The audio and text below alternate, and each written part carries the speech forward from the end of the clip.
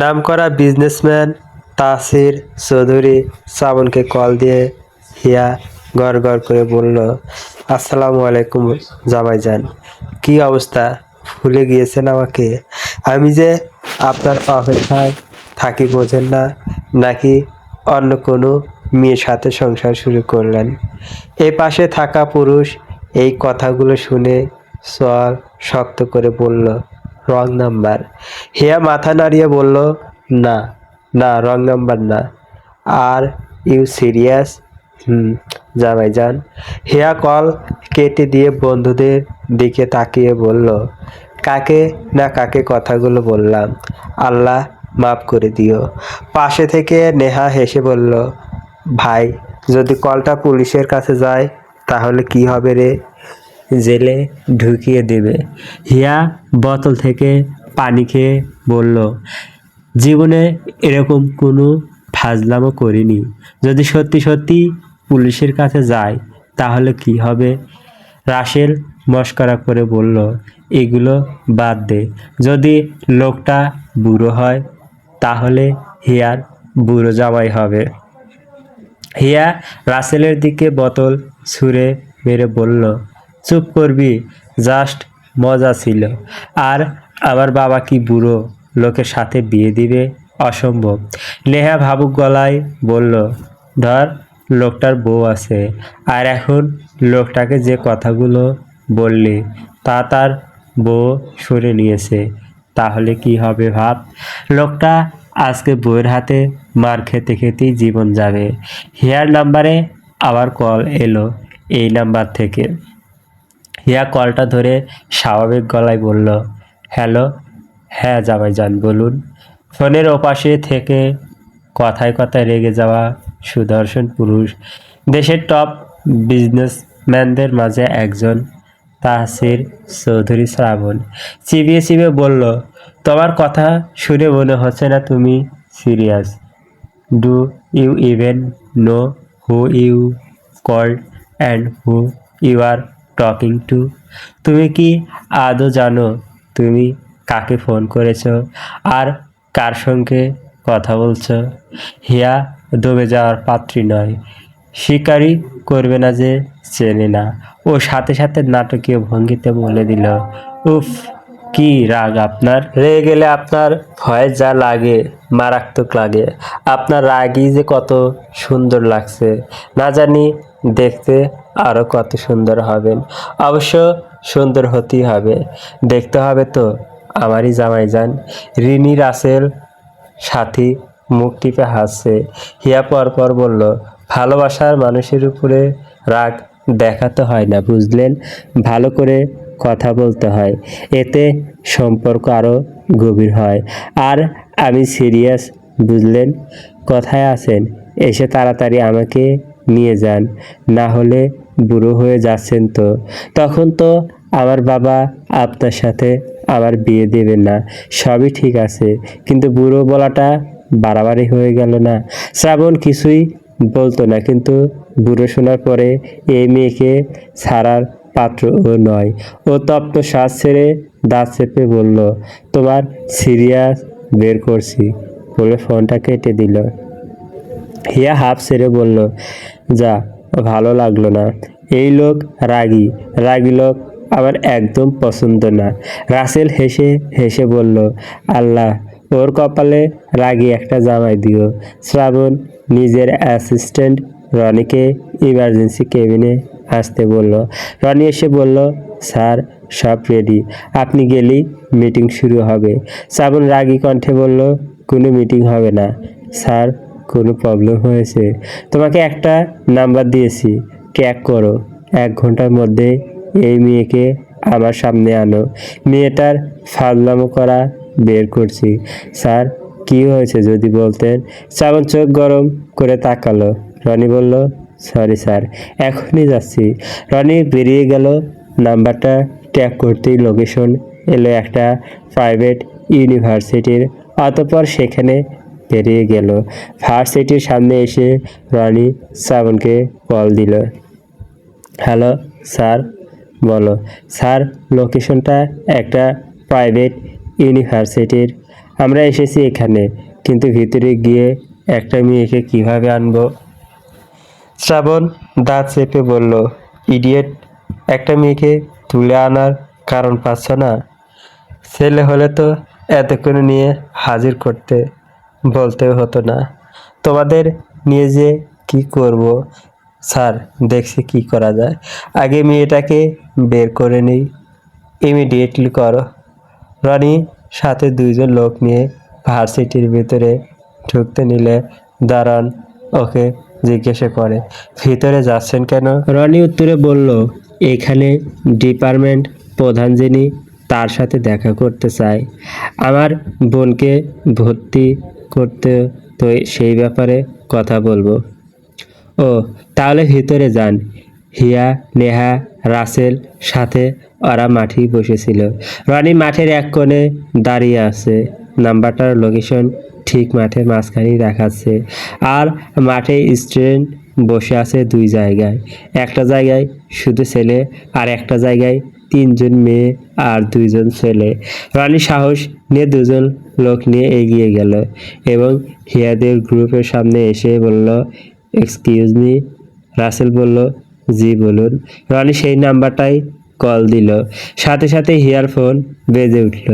রনি শির হলো ওই মেয়েটাই।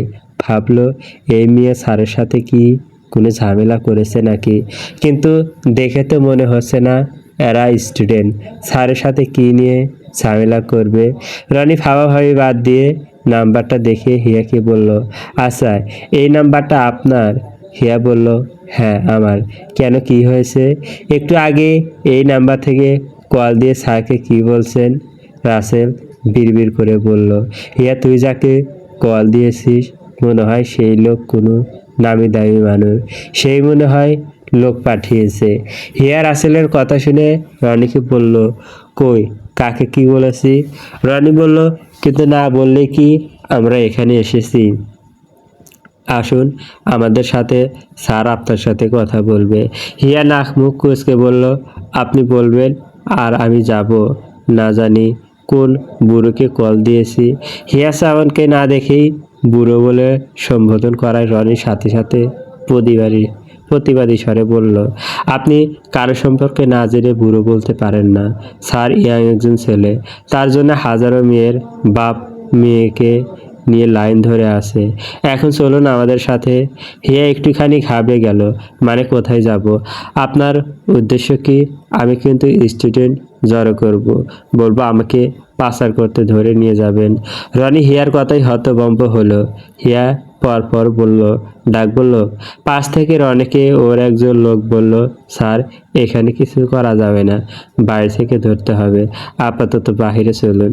রনি হিয়ার দিকে তাকিয়ে হাসার চেষ্টা করে বলল, আপনি বড্ড চালাক, বাহিরে আসুন তাহলে, বসে এক কাপ কফি খেতে খেতে আলাপ করব। হিয়াকে কিছু বলার সুযোগ না দিয়ে রনি রাসেলকে জিজ্ঞেস করলো, বলছি আপনাদের ডিপার্টমেন্ট হেডের রুমটা কোথায়? ওই বিল্ডিংয়ে, সেকেন্ড ফ্লোরে। Okay thanks. রনিরা চলে যেতেই রাসেল হিয়াকে বলল, ভাই তুই মনে হয় কোনো ভালো লোককে কল দিসনি, নিশ্চয়ই এই লোকের ক্ষমতা আছে। হিয়া ডন্ট কেয়ার ভাব নিয়ে বলল, সে যে মনে হয় হোক, আমার কি? বলবো ভুল করে আমি স্বামীকে কল দিতে গিয়ে তাকে দিয়ে ফেলেছি। আর আমার বাবা আছে না? শ্রাবণ মিটিং রুমে এলো, দেখেই বোঝা যাচ্ছে মেজাজ খুব চড়া। শ্রাবণের বাবা তৌকির চৌধুরী ছেলেকে স্বাভাবিক মনে করলেন না, নিশ্চয়ই কিছু না কিছু হয়েছে। মিটিং প্রেজেন্ট করে শ্রাবণ হনহন করে বেরিয়ে গেল। সবাই আরও পরে বের হলো। শ্রাবণ নিজের কেবিনে এসে রনিকে কল দিল, দাঁত চেপে বলল, তোমাকে 1 ঘন্টা সময় দিলাম, এখনো মেয়েটা আমার সামনে এলো না কেন? স্যার মেয়েটাকে ডেকেছিলাম, কিন্তু মেয়েটা উল্টো থ্রেট দিয়ে বলল, লোক জড়ো করে বলবে আমরা পাচারকারী। শ্রাবণ চোখ বন্ধ করে সিটে গা এলিয়ে দিয়ে বলল, তোমরা একটা মেয়ের এই মিথ্যে কৌতুকে বিশ্বাস করে বসে আছো? স্যার তাহলে কি করব? আর আপনাকে না মেয়েটা বুড়ো বলেছে, পরে মেয়েটাকে ইচ্ছা মতো বকেছি। শ্রাবণ দাঁত চেপে বলল, ইডিয়েট, তোমাদের সামনে বুড়ো বলল, তোমরা তখনও কিছু করনি। মেয়েটার A to Z ডিটেলস নিয়ে এসো, এরপরে তোমাদের দেখছি। সবগুলো গাধা কোথাকার, একটা মেয়েকে আনতে পারে না। শ্রাবণ বিরক্ত হয়ে কল কেটে দিয়ে ডেস্কে রাখলো। স্টাফ ডেকে কফি আনতে বলল। তৌকির চৌধুরী রুমে নক করে ঢুকলেন। Shrabon, are you okay? Yeah, I am okay. সন্ধ্যার আগ দিয়ে হিয়া ওয়াশিং শেষ করে হেঁটে হেঁটে বাড়ি ফিরছিল। বাকিরা ওদের বাড়িতে চলে গিয়েছে। ঠিক তখন কোথা থেকে যেন একটা সাদা গাড়ি এলো ওর সামনে। হিয়া পাশ কাটিয়ে চলে যেতে নিলে রনি বের হয়ে এলো। হিয়া দাঁড়িয়ে গিয়ে কোমরে হাত রেখে বলল, আপনি তো ভারী আজব লোক, আবার এসেছেন কেন? আমার সাথে চলুন। হিয়া কোথা? তালে তালে ফোনটা বের করে ওর বাবাকে মেসেজ দিল। এরপরে ফোনটা রেখে রনিকে বলল, দেখুন, বেকার বেকার কারো সময় নষ্ট করবেন না, আমায় যেতে দিন। আরে যাবি তো, তার আগে আমাদের সাথে যেতে হবে, স্যার বলেছে। হিয়া মুখ বাঁকিয়ে বলল, এ, চেনা নেই জানা নেই বললেই যাব, তাই না? আর এতই যদি আপনার স্যারের আমাকে দেখার ইচ্ছায় তাকে আসতে বলুন, আমি কেন যাব? রনি ধমক দিয়ে বলল, আপনি কি যাবেন? হামিদ শিকদার এলেন গাড়ি নিয়ে। রনি সাথে সাথে গাড়িতে উঠে চলে গেল। হিয়া হাঁপ ছাড়ল। হামিদ শিকদার মেয়ের দিকে তাকিয়ে বললেন, ছেলেটা কি কিছু বলেছে তোমাকে? না আব্বু, আসলে ওই ছেলেটা এমনভাবে সামনে এসেছে, ভয় পেয়ে গিয়েছিলাম। পরে ঠিকানা জিজ্ঞেস করলো। ও, চলো, আর এরপর থেকে আমি গাড়ি নিয়ে আসবে, একা একা আসার দরকার নেই, ঠিক আছে? হিয়া বাড়িতে ফিরে এলো। ওদের পরিবারটা খুবই ছোট। হামিদ শিকদার, স্ত্রী মাহিমা বেগম, তাদের এক মেয়ে হিয়া শিকদার, এই তিনজনেই ওদের সংসারটা। ওদিকে রনি মাথা নত করে দাঁড়িয়ে আছে শ্রাবণের সামনে। তোমাদের দিয়ে যদি কোনো কাজ হয়, যদি বলতাম যে একটা ছেলেকে মেরে এসো, তখন তো ঠিকই পারতে। মেয়েটার ডিটেলস এনেছো? স্যার, মেয়েটার নাম হিয়া শিকদার, অনার্স দ্বিতীয় বর্ষের স্টুডেন্ট, অ্যানমারিড। ওর বাবা হামিদ শিকদার নাম করা একজন লয়ার, আর ওর মা হাউস ওয়াইফ। কোনো বন্ধু বান্ধবী আছে? নেহা সাথীর আছে, তবে ওর কাছের বন্ধু নেহা। স্যার, ছবি নিচে দেখবেন, মেয়েটার চেহারা মাশাল্লাহ। পাঠিয়ে দাও। শ্রাবণ ফোনটা হাতে নিয়ে ছবিটা দেখে হু হা কোনো প্রতিক্রিয়া দেখালো না। জুম করে কয়েকবার ছবিটা দেখলো। ওর কাছে অবশ্য ভালোই লাগলো। এরপরে জিজ্ঞেস করলো, মেয়েটা রিলেশন করে? না স্যার। আগে করতো? না স্যার। এত শিওর হয়ে বলছো কীভাবে? স্যার, সারাদিন এই মেয়ের পিছনেই পড়েছিলাম, মেয়েটার নারী নক্ষত্র সব জেনে এসেছি। ওর বান্ধবী নেহা বলল, ও নাকি ছোট থেকেই রিলেশনে ঘৃণা করে। শ্রাবণ কাঠগলায় বলল, ওই মেয়ে এই শব্দটা বারবার বলেছে কেন তোমার মুখে থেকে, যেন আর এই মেয়ে না শুনি। রানী নিচু গলায় বলল, ওকে স্যার, মেয়েটার মানে ও খুব চালাক।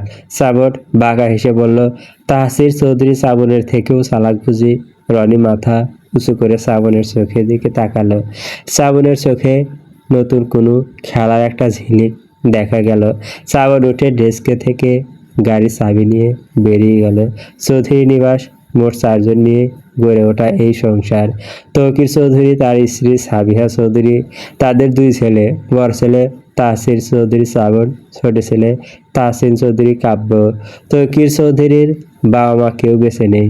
একটা বোন আছে, তিনি, তার হাজবেন্ড, এক মেয়েরই একে নিয়ে দেশের বাহিরে রয়েছেন।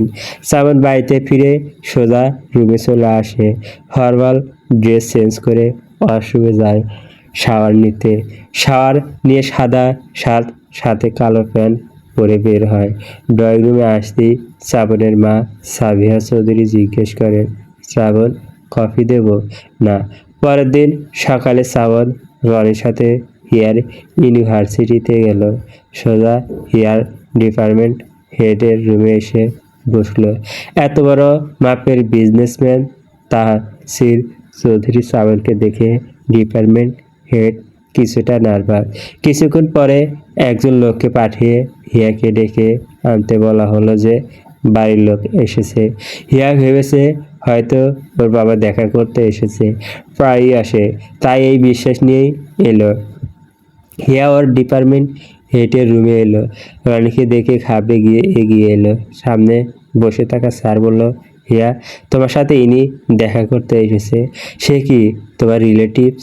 শ্রাবণ ঘাড় ঘুরিয়ে হিয়ার দিকে তাকিয়ে কিছু সেকেন্ড পরে সামনে ফিরে বাঁকা হেসে বলল, রিলেটিভস নয়, ওর হাজবেন্ড। কালকেই বিয়ে করছি, জানানো হয়নি আর কি। হিয়ার চোখ বড় বড় হয়ে গেল। এগিয়ে এসে গলা খাঁকায় দিয়ে বলল, স্যার, আসলে ওনাকে চিনি।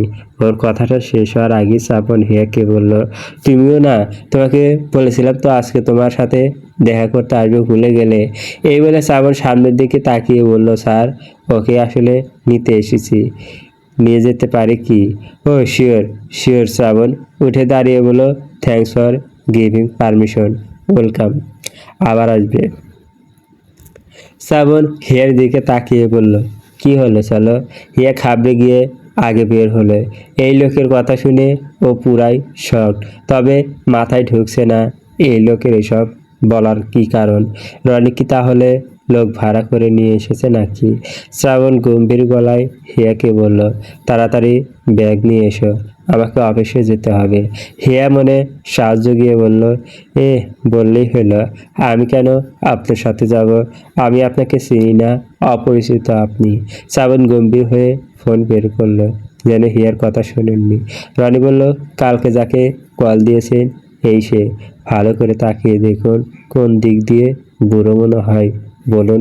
হিয়া আশেপাশে তাকিয়ে শ্রাবণকে বলল, দেখুন, কল দিয়ে যা বলেছি সব মজা করে বলেছি, সিরিয়াস হয়ে বলিনি। প্লিজ চলে যান এখান থেকে। শ্রাবণ একটু ঝুঁকে ঠোঁটের কোণে এক চিলতে বাঁকা হাসি ফুটিয়ে বলল, হুম হুম, আগেই বলেছিলাম তুমি সিরিয়াস। তুমি বলেছিলে হুম সিরিয়াস, তাহলে এখন আমিও সিরিয়াস। হিয়া মনে মনে বলল, হিয়া, তুই এভাবে ফেসে গেলি? শ্রাবণ হিয়ার দিকে তাকিয়ে হেসে রনিকে বলল, রনি, তোমার একটাই কাজ, তোমার ম্যাডামকে দেখে রাখো, আর কল দিলে অফিসে আসবে, এর আগে নয়। আমাকে যেতে হবে। আর বৌজান তাহলে আজকে সাথে নিলাম না, পড়াশোনা করেন। পড়াশোনা করে বাচ্চাদের কিছু শেখাতে হবে তো নাকি? না হলে তো ছেলে পেলে আমাকে বলবে, বাবা কি দেখে মাকে বিয়ে করেছে যে কিছুই করাতে পারে না। হিয়া তাজ্জব বনে চলে গেল। শ্রাবণ সানগ্লাস চোখে পরে হিয়ার দিকে তাকিয়ে হাত উঠিয়ে বলল, তো বাই, পরে দেখা হচ্ছে, চলবে। গল্পটা কেমন লাগছে কমেন্ট করে জানাবেন। চ্যানেলটি সাবস্ক্রাইব করবেন পরবর্তী গল্প পাওয়ার জন্য। পর্ব 1 ও 2 শেষ। লেখনী জেরিন আক্তার। ধন্যবাদ।